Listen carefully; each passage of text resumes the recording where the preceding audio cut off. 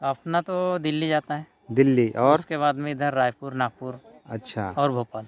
जुलाई में, अच्छा जुलाई में लगाना है जुलाई में अगर लगा जी। तो कुछ भी उम्मीद रहती है। जुलाई अगस्त 2 महीने 7.5 तो ये जुलाई सब है। जी कभी क्या होता है कि 2 रुपये मिलता है, जी अगर 2 रुपये मिल गया तो खर्चा भी निकलना मुश्किल है। जी जी। कम से कम रेट होना चाहिए 5 रुपये। और ये बिरुल बाजार जो क्षेत्र है ये पत्ता गोभी के लिए फेमस है, मतलब ऑल ओवर इंडिया में फेमस है कि बिरुल बाजार का जो पत्ता गोभी है वो सबसे अच्छा होता है। और इनकी सप्लाई भी बहुत होती है, मतलब ये दिल्ली आज़ादपुरा मंडी इनका फेवरेट है, उसके अलावा कलकत्ता है और उधर साउथ में भी बहुत जाता है इनका गोभी। तो आज गोभी का उत्पादन करने वाले एक किसान हैं, आज हम उनसे आपकी मुलाकात कराते हैं और जानते हैं इस खेती के बारे में, और इस खेती के जो सीक्रेट्स है वो भी हम आप किसान भाइयों को बताते हैं। तो ये है राजू भाई, ये अपना परिचय देंगे। राजू भाई अपना एक परिचय दीजिए। जी, मैं राजू आड़बुदे बिरुल बाज़ार से एक कृषि करता हूँ और हमेशा पत्ता गोभी ही लगती है अपने यहाँ, और डेली पत्ता ही लगाता हूँ। खाने के लिए थोड़ी सी ले जाए क्या? और गोभी का ऐसा है कि बीज से लेके तो निकलते तक 3 महीने की फसल है। 3 महीने में अगर रेट आ गया तो अच्छा ही है, और नहीं आया तो कोई बात ही नहीं। अभी तो स्थिति इतनी गंभीर है कि बहुत सी दिक्कतें हैं। तो राजू भाई ये कह रहे हैं कि ये जो है गोभी का जो क्षेत्र है, और इस क्षेत्र में प्राय सभी किसानों का ऐसा ही इनका शेड्यूल है। तो राजू भाई का भी शेड्यूल कुछ ऐसा ही है कि ये साल भर जो है पत्ता गोभी उगाते हैं, मतलब ये साल भर में कम से मतलब 3 सीजन का ये गोभी लेते हैं और पत्ता गोभी ही लेते हैं। ऐसा नहीं कि इनका कर्ली फ्लावर नहीं लेते, ये पत्ता गोभी ही करते हैं। तो चलो इनसे जानते हैं, स्टेप बाय स्टेप जानते हैं इस खेती के सीक्रेट्स। तो राजू भाई पहले सबसे पहले तो ये बताओ कि गोभी के लिए अच्छी मतलब अच्छी फसल के लिए हमको खेती का चुनाव कैसे करना चाहिए, मतलब किस तरह का खेत होना चाहिए? खेत तो वैसा तो लेवल में ही होना चाहिए जी। और वैसा तो कोई भी खेत में गोभी होती है जी। कहीं पे भी, हाँ जहाँ भी लगा दो अच्छा, वहाँ गोभी हो जाएगी। तो काली मिट्टी में भी हो काली जाएगी, मिट्टी में लाल भी हो में भी हो जाएगी, जाएगी, सफ़ेद सफेद में मिट्टी में भी हो और जाएगी।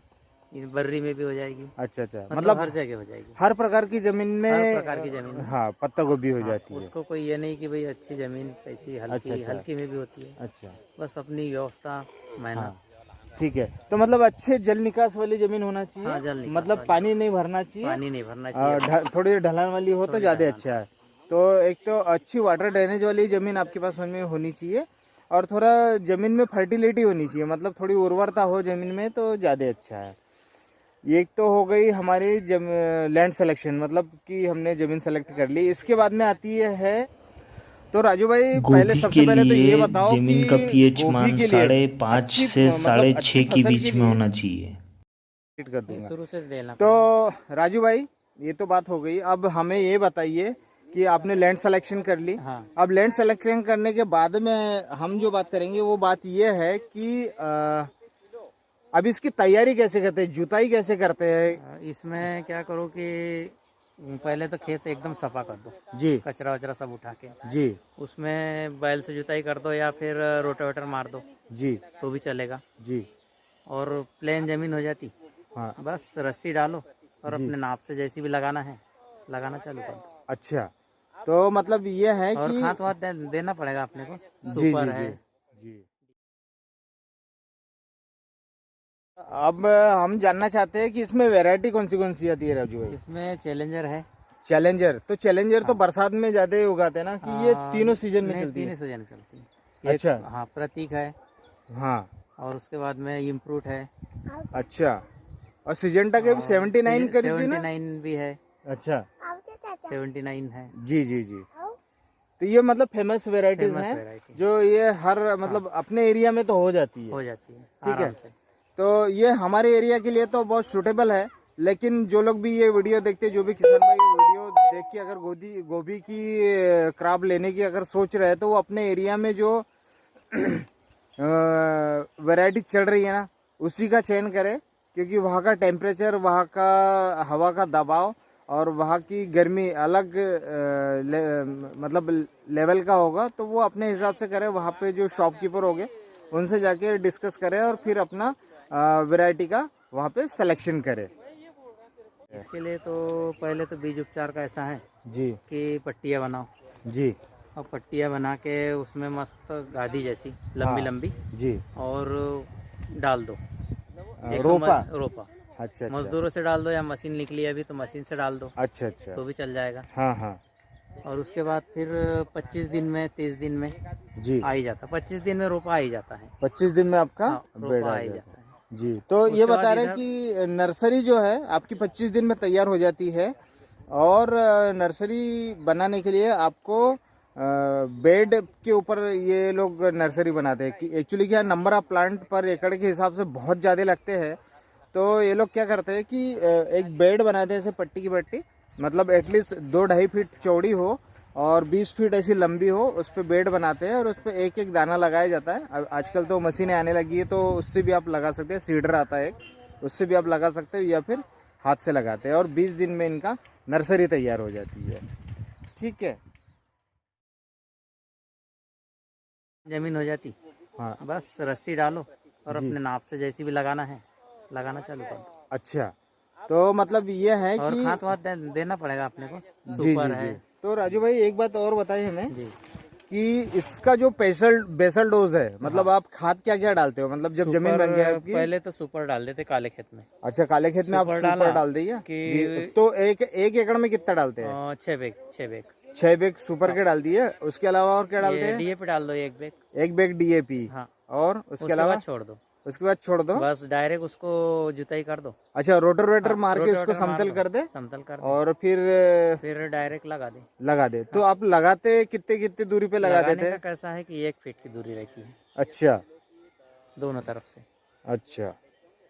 तो किसान भाइयों, मैं आपको दिखाता हूँ। तो ये है, ये बोल रहे हैं कि जो लाइन से लाइन है, मतलब लाइन से लाइन 1 फीट पे आएगी। तो आप देखोगे कि ये लाइन से दिख रहा होगा आपको। तो लाइन से लाइन 1 फीट की दूरी पे होता है, और प्लांट टू प्लांट भी 1 फीट पे होता है। ऐसे ही बोल रहा हूँ ना राजू हाँ भैया? ऐसे ही। तो ये बोल रहे हैं कि 1 बाय 1 पे लगा सकते हैं आप। और गर्मी में थोड़ा फुट थोड़ा छोटा होता था, आप थोड़ा सा कम कर सकते हैं, 9 इंच पे लगा सकते हैं। लेकिन आप कोशिश करें कि अगर कोई लगा रहा है तो 1 फीट पे ही लगाए, 12 इंच एटलीस्ट होना ही चाहिए, क्योंकि ये जो फैलता है ना, तो इसकी पत्तियाँ दूसरे पत्तियों से टकराती है। और बढ़ा भी सकते हैं अपन, ऐसा कुछ नहीं, हाँ, उसमें बढ़ भी जाता है। बढ़ा भी सकते हैं आप। बढ़ा के भी लगा सकते हैं। जी जी जी। तो आपके ज़मीन की अगर फर्टिलिटी ज़्यादा है तो आप थोड़ा सा बढ़ा के हाँ, लगा, बढ़ा के क्योंकि पत्ते बड़े बड़े हो जाते हैं इसमें। तो आप इस चीज़ का ध्यान रखें। राजू भाई एक बात बताओ कि जी। ये जो पीली पत्तियाँ पड़ने का क्या कारण है, ये थोड़ा सा पीली पत्ती पड़ने का कारण ये है कि अपन ने इसको पानी नहीं दिया है। जी क्या है कि अभी रेट है नहीं, जी। रेट नहीं रहने से पानी 1 महीने का पानी दिया ही नहीं है, अच्छा अच्छा जबकि अच्छा 1 महीने में 4 बार पानी हो जाता है, अच्छा। 4-6 बार हो जाता। तो ये है आपका कहने का मतलब कि अभी रेट नहीं होने की वजह नहीं से आप होने पानी से नहीं दिया, हाँ, नहीं तो वो क्योंकि उसका हार्वेस्टिंग का टाइम हो हाँ, गया और वो मेच्योरिटी ज़्यादा बढ़ तो जाएगी। पीली पत्ती चालू हो गई। जी जी जी। तो इसका इसमें मतलब टाइम खत्म होते आ रहा है। हाँ, उसका हार्वेस्टिंग का टाइम हो गया, लेकिन आपके पास रेट नहीं 3 होने महीने की। का है, लेकिन ये चौथा महीना पूरा खत्म हो गया है। अच्छा अच्छा 4 महीने हो गए। अच्छा अच्छा। चलिए ठीक है सर। किसान भाइयों, गोभी की फसल के लिए सिंचाई की आवश्यकता पड़ती है।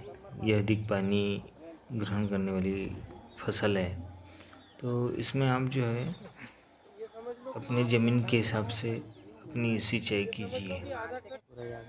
गहरी काली मिट्टी में 15 दिन में एक बार लगाएंगे, और हल्की ज़मीन में आप हफ्ते में एक बार पानी लगा सकते हैं।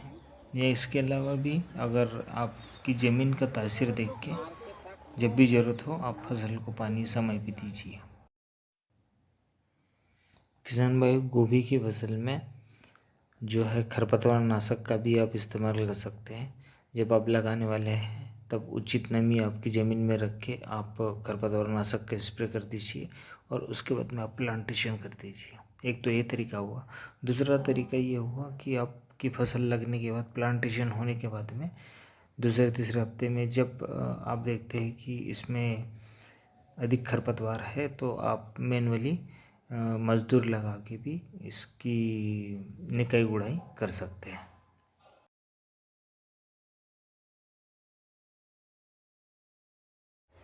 तो राजू भाई अभी एक बात बताइए कि यहाँ पे मुझे कुछ पत्तों में छेद दिख रहे हैं। हाँ नहीं, अभी तो हमने जो है सारी बातें कर ली है कि लैंड सिलेक्शन कर लिया, फिर लैंड प्रिपरेशन हो गया, नर्सरी की बातें हो गई, इसको लगाने की बातें हो गई, उसकी दूरी भी की बातें हो गई। अब ये बताइए कि इसमें जो कीट प्रबंधन और रोगों का कैसे करते हैं, मतलब आप इसमें फंगस भी लगता होगा बरसात के दिनों में। हाँ फंगस लगता है, तो फंगस के लिए आता है। अच्छा M45 वगैरह डालते हैं क्या? हाँ, अच्छा, साफ पाउडर है, बायोस्टेट का साफ पाउडर, बायोस्टीन है, बायोस्टीन वगैरह। हाँ, ये इसका उपयोग कर लो जी, तो रुक जाता है वो। अच्छा, फंगस के लिए। अच्छा, बहुत से है ऐसे। जी जी जी। अच्छा, उसके अलावा जो है इस पे जो कीट प्रबंधन है वो कैसा करते हैं, मतलब कीटक तो आते ही होंगे। कीटनाशक तो उसमें कीटनाशक वाली तो मारना ही मारना है जी, जो कीटनाशक है। हम्म। जैसा मोनोक्रोटोफास है हल्की वाली। अच्छा, उसके बाद में अपने को लेना है तो ऊंची वाली, जी, जैसा मौसम के हिसाब से चलती है वो। अच्छा अच्छा अच्छा। ज्यादा मौसम खराब हो तो थोड़ा सा बढ़ा के आप डोज दे कोराजन सकते हो। है, कोराजन वगैरह तक भी जाना ही पड़ता है। कोराजन तो जाना ही पड़ता है। अच्छा, कोराजन तो देना ही देना। तो वो किस स्टेज पे देनी होती है? वो तो ज्यादा मतलब दिक्कत रही उस समय। अच्छा, अगर दिक्कत नहीं है तो कम में चल जाएगा। मतलब ज्यादा कीड़े हो तो? ज्यादा कीड़े हो तो। अच्छा, इल्ली अगर ज्यादा हो जी, तो देना ही है आपको। तो ये फिर ऐसा रहता है कि जैसे मौसम खराब हो गया हाँ, तो फिर आपको जल्दी देना होता है? जल्दी देना होता है। ऐसा? हाँ। अच्छा अच्छा। तितली भी हो जाती है, अच्छा, तितली के लिए भी देना ही है। जी जी।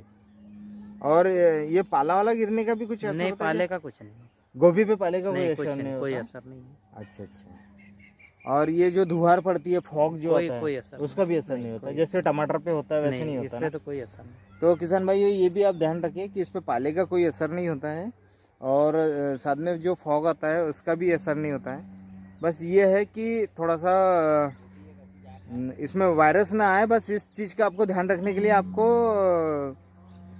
साफ पाउडर का यूज़ आप कर सकते हैं। वो तो आप जब लगा रहे हैं तब भी आप लगा सकते हाँ, हैं, बहुत से पाउडर हैं है ना? ऐसे, मार्केट में बहुत सारे आ गए। जी जी जी।